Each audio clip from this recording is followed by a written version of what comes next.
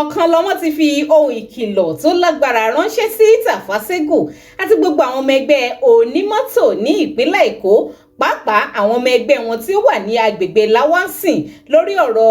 àbọ̀lọ́rẹ́ lẹ́gẹ́sì ọ̀rọ̀ yìí ti wá dójú ẹ̀ báyìí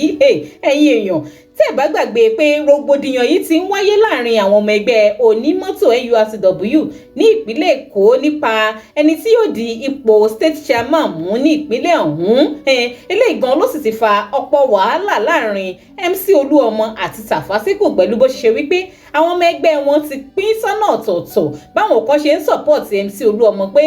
ó sì lè di ipò state chairman mú ní ìpínlẹ̀ Èkó bẹ́ẹ̀ làwọn kan insist wípé aláwọn ò fẹ́ MC Olúọmọ mọ́ níṣẹ́ Tàfàṣégò ni àwọn fẹ́ òun làwọn yàn láàyò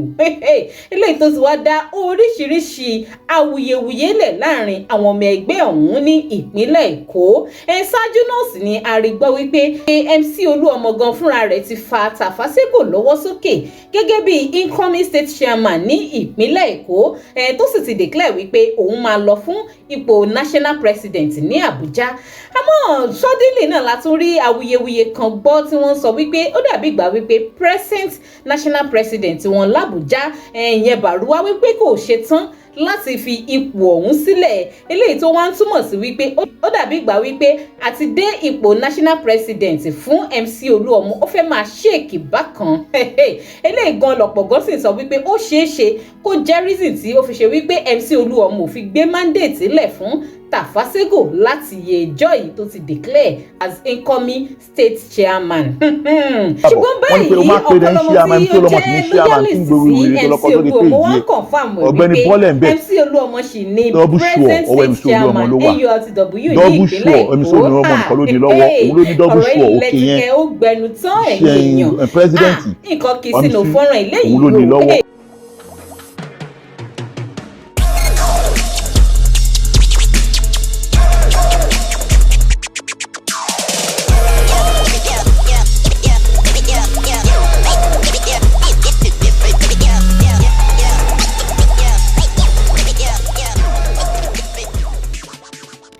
káàbọ̀ sí orí ìkànnì Digi Naija Television ẹ jọ̀ọ́ ẹ máa bá mi tẹ subscribe button tó wà lábẹ́ fídíò yìí tẹ́yìn ò bá ti tẹ̀ tẹ́lẹ̀ àbí tẹ́ ẹ bá ṣe ń darapọ̀ mọ́ mi fún ìgbà àkọ́kọ́ ẹ láìkì fọ́nrán yìí bẹ́ẹ̀ lẹ sì láǹfààní láti máa fi èròǹgbà tí yín nípa tí mo tún mú wá lónìí ẹ máa sọ sí comment kẹ́sì máa bá mi pín fọ́nrán yìí kó máa lọ káàkiri orí ayélujára gẹ́gẹ́ bí mo ṣe wá ń sọ lọ afọ ọ̀kan lọmọ tó jẹ́ kan nù àwọn loyalist MC Olúọmọ ó lè ohun ìkìlọ̀ kan tí wọ́n fi ránṣẹ́ sí Tàfàṣégò ní wípé kí Tàfàṣégò yéé pera ẹ̀ ní state chairman wọ́n nítorí incoming ni wọ́n ní incoming ni Tàfàṣégò wọ́n ní kò tí ì di state chairman wọ́n ní fún ìdí èyí kó yéé polongo ara ẹ̀ gẹ́gẹ́ bí state chairman ẹ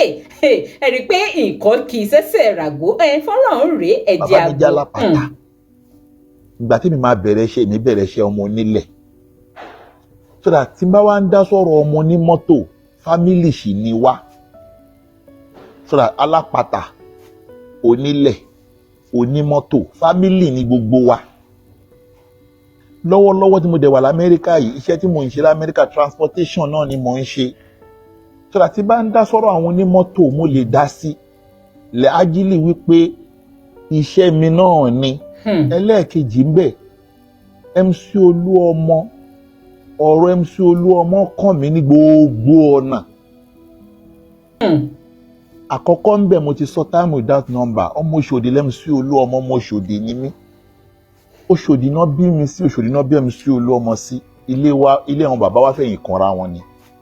ṣé wàá rí wọn bí mi ilé ẹ̀yẹn kò náà yọ wọn jọ bí wàá pọ̀ yẹn àlèmájọ́ rẹ̀ ò tó ráyé àyèmọ́yọ́ ọmọ Òṣòdì tó ń bẹ MC Olúọmọ ṣọ̀tá ṣùgbọ́n MC Olúọmọ dá sí mi ó nice pẹ̀lú mi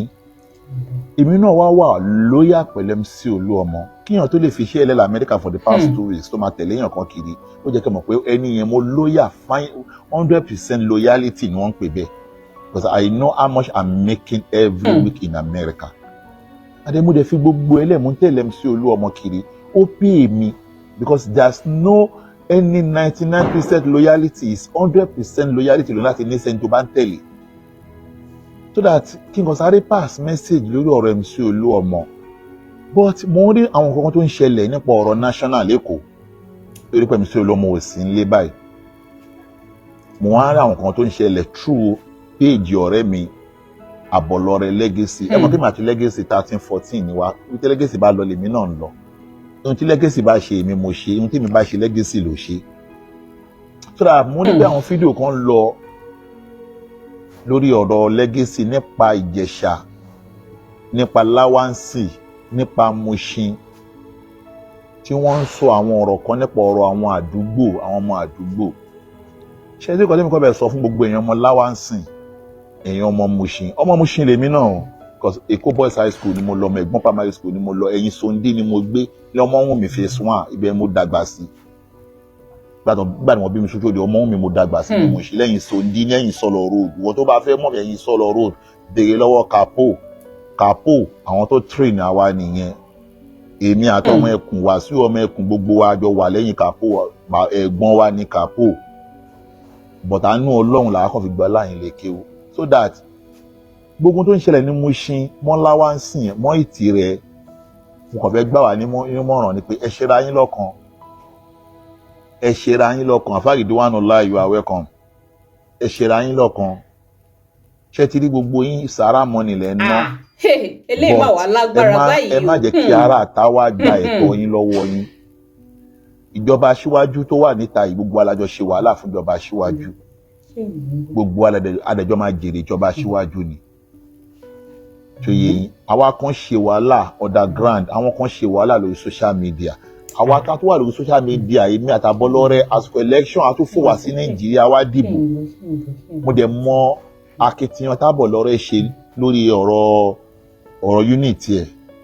mo mọ wàhálà tábọ̀lọ́rẹ́ ṣe lórí ọ̀rọ̀ unity ẹ̀ ìgbà tó Ọlọ́run ṣe tàbí tí Ọlọ́run tún ní pé a gba Lagos State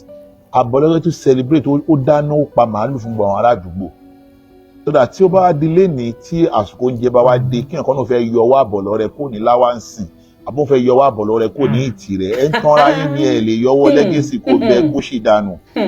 ọ̀kan lọ́mọ mi fẹ́ lóhun yẹn ẹ̀ lè yọwọ́ Legacy kò ń bẹ́ẹ̀ òun ló mọ wàhálà tó ṣe ló fi trainer ló fi brought àdúgbò ẹ̀ kàn lè lọ múyàn kan wá láti ìta tó nùhun ìjàpá tó bá jẹ́ jàpá pọ̀ sókè ó lè dàdúgbò rù pé o lè dàdúgbò rù ọmọ Láwáǹsì ìṣẹ́ra yín lọ́kàn ṣoṣo mo dáhùn fídíò kan lẹ́ni tó jáde lẹ́ni táwọn ọmọ Láwáǹsì jáde ọ̀kan lọ́mọ o tó jẹ́ loyalist MC Olúọmọ gbogbo yín tẹ́ ṣe fídíò lẹ́ni ọmọ Láwáǹsì ẹ wo bí unity ní kẹjẹ́ kó wà pẹ̀lú yín ẹ̀mẹ́ka látàwá gba ipò yín kẹtìrí kí ipò yẹn máa wá kó wà láàwọ̀ yín kó wà láàárín yín ó dájú káràtà máa wá pàṣẹ lé yín lórí lọ ẹ má gbà fún àràtà kan kó wá pàṣẹ lé yín lórí ẹ̀yin lẹ́nu àdúgbò yín ẹni tó bá jára àta ilé ẹ má gbà fún àràtà láti máa wá pàṣẹ fún yín ládùúgbò yín ẹ̀yin lẹ́nu àdúgbò yín ẹ di àdúgbò yín mú sọdà gbogbo ẹmọ Láwáǹsì gbogbo ẹmọ Láwáǹsì ẹ̀yin ọmọ Ìtìrẹ ẹ ṣera yín lọ́kan ṣoṣo ẹ má kẹ́ni bọ̀dọ̀ kó máa wá pàṣẹ lé yín lórí that's number 1 and number 2 mo rí àwọn fídíò kan náà tuntun jáde we thank God pé níjẹta wọ́n ṣe May Day ní Nàìjíríà gbogbo àwọn national àwọn union gbogbo wọn náà ni wọ́n jáde wọ́n lọ march ní stadium is good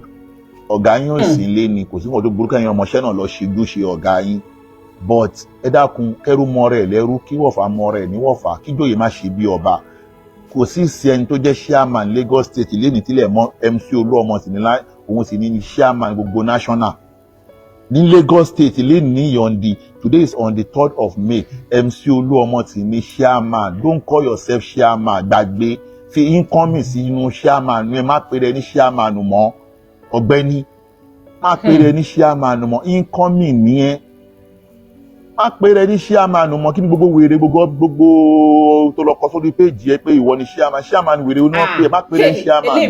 incoming ní ẹ fi incoming chairman sí wà wá fi síbẹ̀ pé inshallah tọ́lọ́n bá fẹ́ ni kó pín kọ́lọ́n padà pé ní chairman MC Olúọmọ sì ní chairman lọ́wọ́lọ́wọ́ incoming president MC Olúọmọ òun náà àwọn náà sì ń pèpè láti lọ di president l'Àbújá ní incoming sì MC Olúọmọ ọ̀gbẹ́ni má pè rẹ ní chairman wọn táwọn èèyàn bá ń pè ẹ bẹ́ẹ̀ ọ̀tọ̀ nìyẹn bí táwọn èèyàn bá ń pè ẹ bẹ́ẹ̀ wọ́n ń tan rẹ má pè rẹ bẹ́ẹ̀ mọ́ ò lè rẹ MC Olúọmọ kó pè rẹ ní president láéláé wọn ò tí ì fún ní àṣẹ president táwa bá ń pè MC Olúọmọ ní pírẹsidẹ́ǹtì òun MC Olúọmọ pé incoming president làwọn ò tí ì di president ó ò lè lọ lórí page MC Olúọmọ kó lọ rí pé MC Olúọmọ pé rẹ̀ ní president ọ̀gbẹ́ni aláyé kò ń bẹ́ẹ̀ ò tí ì di chairman má pé rẹ̀ ń chairman mọ́ tọ́ba kan ọba kú ọba kan ò jẹ tí chairman ò lè pé méjì lórí àga incoming sì ní lọ́wọ́lọ́wọ́ treasurer ló ti jẹ́ ọ̀gbẹ́ni ó ti jẹ́ treasurer pé rẹ̀ ní treasurer má pé rẹ̀ ní chairman mọ́ èwo ni wèrè má pé rẹ̀ ní chairman ṣé wọ́n ní chairman ni MC Olúọmọ ní chairman ẹ má dá wà lálẹ́ lẹ́kọ̀ọ́ náà wọ́n ti pè yín ní bàbá wọ́n pè yín ní bàbọ̀ wọ́n ní pé ó máa pè rẹ̀ ń ṣí àmà MC Olúọmọ sì ní ṣí àmà tí ń gbòòrò ìwèrè tó lọ́kọ́ tó lè pè yìí ẹ ọ̀gbẹ́ni bọ́ọ̀lẹ̀ ń bẹ̀ double sure ọwọ́ MC Olúọmọ ló wà double sure MC Olúọmọ nìkan ló di lọ́wọ́ òun ló ní double sure òkè yẹn ṣe president MC òun ló ní lọ́wọ́ tó ló bá dẹ̀ tó pàdé àràdà kan tó pé òkè o kó ní kálukú dúró ìgbà bá ṣì ẹni tó wà ní president kó padà sí president MC Olúọmọ padà sí chairman ẹ̀ ìwọ ló máa padà sí treasurer ẹ̀ náà kí ló ń ṣe ọ̀gbẹ́ni má gbé ẹ̀gún ẹ̀sìn ayọ̀ náà kó sì dúró ní Lagos State gẹ́gẹ́ bí state chairman kò sí chairman lẹ́kọ̀ọ́ nínú iṣẹ́ national league MC Olúọmọ ní chairman current situation nípínlẹ̀ tó bá jẹ́ chairman ó ṣe lọ ọ́fíìsì chairman kó lọ fẹ̀ sínú ọ́fíìsì chairman tó pẹ̀lẹ́ chairman tó bá chairman yẹn go inside the office go and sit down there if you are the chairman when you are coming go and park to chairman garage if you are the chairman go and park to chairman garage ọ̀gbẹ́ni kò ń bẹ don't call yourself chairman bóyá jẹ́ nìyẹn ọmọ kò ń bẹ mo kàn sáré yá bẹ́ẹ̀ yẹn ibi tí mò ń lọ jìnnà ẹ wò ó ẹ jẹ́ máa lọ ibi tí mò ń lọ jàre ẹ má bínú ẹ̀yin tèmi mi gbọ́dọ̀ má ṣe bí ẹ kì í ṣe yẹn anybody dey ràn mí iṣẹ́ wà láì tàrà sí láì wọn fọlọ́ bọ́dà nǹkan tí mo ṣe everybody ràn mí MC Olúọmọ ràn mí anybody ràn mí but àwa náà ní nǹkan tó ń ṣẹlẹ̀ kódà gan ni wọ́n lè máa dùn sí tí mo ṣe ṣùgbọ́n èmi ti ṣe náà mo ti dà sí gbòòrò kó lọ bẹ́ẹ̀ máa kó jẹ́ ń gbòòrò wàhálà tí ọ̀rọ̀ ìmà tí wàá kọjá bẹ́ẹ̀ báyìí o gbòrògbòdìyàn tó ń lọ láàrin àwọn ọmọ ẹgbẹ́ NURTW nípínlẹ̀ Èkó yìí ṣe nǹkan tí ó wọ̀ tí kí wọ́n máa jà lé lórí ni it's as simple as pé kí wọ́n conduct election gẹ́gẹ́ bọ́n ṣe máa ń conduct kódà jẹ́ kí the best person kó win election yẹn kí gbogbo ohun tó wà ńlẹ̀ kí gbogbo ohun tó ń rùn ńlẹ̀ kó bàa lè tán mi ò mọ ìdí tí wọ́n fi ń delay election wọn up to this moment àmọ́ àwọn náà mọ ìdí táwọn fi ń delay ẹ̀bọ ìbá bẹ́tà kí wọ́n ṣe election wọn kó jẹ́ kí kálukú mọ stand yẹ ẹni tó bá máa dúró ní Lagos State kó mọ̀ kẹ́ni tó máa lọ sàbújá kó mọ̀ kó jẹ́ kí everything wà settled kó tó di pé ọ̀rọ̀ yìí yóò padà wá bẹ́yìn yọ ju bó ṣe wà yìí lọ. Gbogbo aláṣì mọ̀ wípé tí ìjà bá ṣẹlẹ̀ láàrin àwọn ọmọ ẹgbẹ́ onímọ́tò pàápàá ní ìpínlẹ̀ Èkó ìjà yẹn máa ń tough ó máa ń lágbára gidi gan. Kò wá yẹ kí ìjọba àpapọ̀ gan kí wọ́n máa wò wọ́n níran bíi eléyìí pẹ̀lú gbogbo wàhálà tán ti ń fà láàrin ara wọn yìí kó tó di wípé ọ̀rọ̀ yìí á wá bẹ́yìn yọ akọjá bí ó ṣe wà yìí. Wọ́n lè róńgbẹ̀yìn èèyàn wa náà lórí ọ̀rọ̀ yìí ǹjẹ́ ó ṣeé ṣe ǹjẹ́ nǹkan tó possible ni ọ̀kan lọ́mọ ń sọ yìí ṣá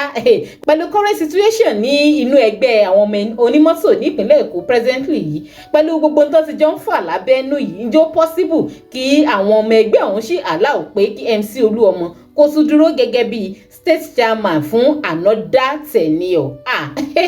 ṣé kò ní dogun ṣé kò ní dọ̀tẹ̀ gbogbo bẹ́yìn náà bá ṣe lérò ẹ̀ sí ẹ máa bá mi fi sí comment káàjọ máa tàkùrọ̀sọ títí dìgbà mi ẹ má wàá gbàgbé láti máa bá mi tẹ subscribe button tó wà lábẹ́ fídíò yìí ẹ like ẹ fèrò yín sí comment kẹ́sì máa bá mi pín káàkiri orí ayélujára ẹ ṣeun tẹ́ ń wò mí ní gbogbo ìgbà.